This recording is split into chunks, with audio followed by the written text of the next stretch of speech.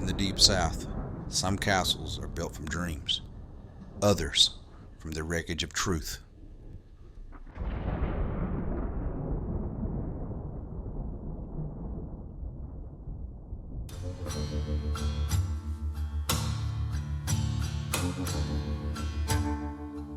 They say death row breaks a man, but Vernon Bruce was already broken.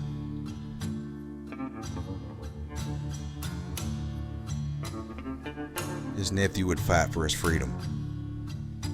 His son didn't care if he lived or died. And while the boys turned against each other, the real monster watched. Some wounds, they can't be healed, only avenged.